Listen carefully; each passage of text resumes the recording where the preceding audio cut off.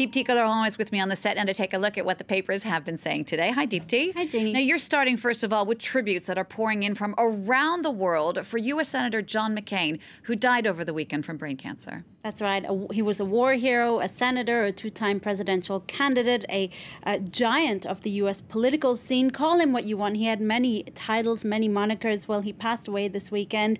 The Catalan paper La Vanguardia calls him the moral lure on its front page, a moral beacon of the U.S. The Swiss paper Le Temps calls him a straight shooter who, up until his very last day, rose up against Donald Trump and his excesses. The Emirati paper Gulf News also remembers him on their front page, calling him a war hero. And in fact, in the paper, a guest writer remembers McCain for his, quote, irreverence and caustic wit that freed him from the politician's, quote, usual sin of being boring. McCain leaves at a time when the U.S. needs him the most. Now, that's for the international papers. What have papers in the U.S. been saying about him? Well, there's a really nice article from the New York Times that talks about McCain's many legacies. Perhaps one of his greatest legacies is his contribution to American politics as a Republican senator. He was conservative, but as this writer points out, he also believed in the ideas of U.S. pluralistic democracy and was even known to crisscross the political divide to support ideas just because he believed more than in the political divides. He believed in his own ideas. He was willing to stand up for his beliefs, and that's what made him special and increasingly rare in politics. There are also some touching illustrated tributes. For this cartoonist, David Fitzsimmons, McCain was sort of the last Republican Party statesman. As you see in this cartoon here, heaven is beckoning him and asking him to turn the lights off on his way out from Congress.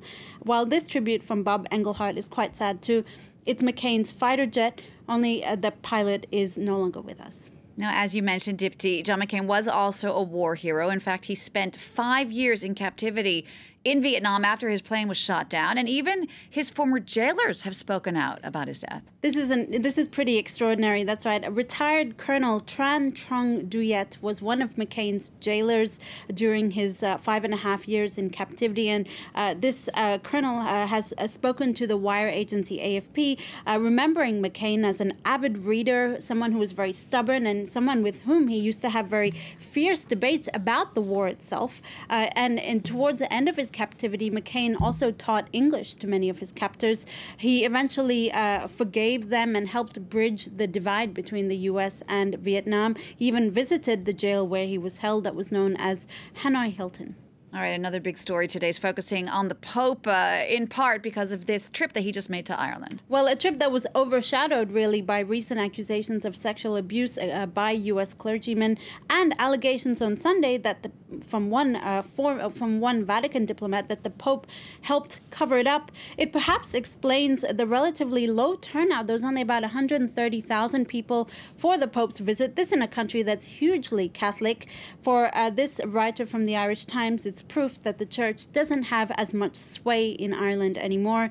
Another writer in the same paper accuses the pontiff of failing to rise to the role of leader of a church that's genuinely shocked at its own deep moral failings.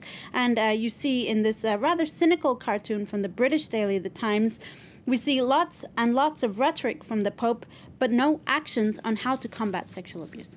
All right, something completely different for you now. You're going to focus on tennis. The U.S. Open is getting underway today, in which Serena Williams will be competing. But it seems like her clothing choices have got lots of French tennis officials here in France up in arms. That's right. And in fact, a lot of the press has pointed out perhaps the irony of France being such a fashion-forward country, taking to task Serena Williams on her attire. It is pretty ridiculous, we must say. Libération echoes that sentiment in this article. Bernard Giudicelli, he's the president of the French Tennis Federation. He's banned Serena Williams from wearing this iconic outfit, her black catsuit that she wore at this year's French Open. He says attire must respect the sport and the tournament. How tiring, that's what Libération says, noting that the French Open needs Serena more than she needs it. And also adding to that, she came up with an epic comeback, saying she'd never wear the same thing twice anyway. Well said for that, Serena Williams. All right, just to wrap up now for you, there are celebrations for Australian farmers after a drought finally ended. That's right. Unusual celebrations. After months of no rain, farmers finally got a little bit of respite this weekend with the rains coming down. And in his joy, one farmer, you see him there, at least you see him from behind, Glenn Blanc, he did a nudie run across his 975-acre property in the town of Dubbo. In fact, it was filmed by his partner, and that video has gone viral since. She says she's got no regrets about sharing Glenn's, quote, hot butt with the rest of the world. You can decide. I just don't get why he's still wearing his hat. Like, take the hat off.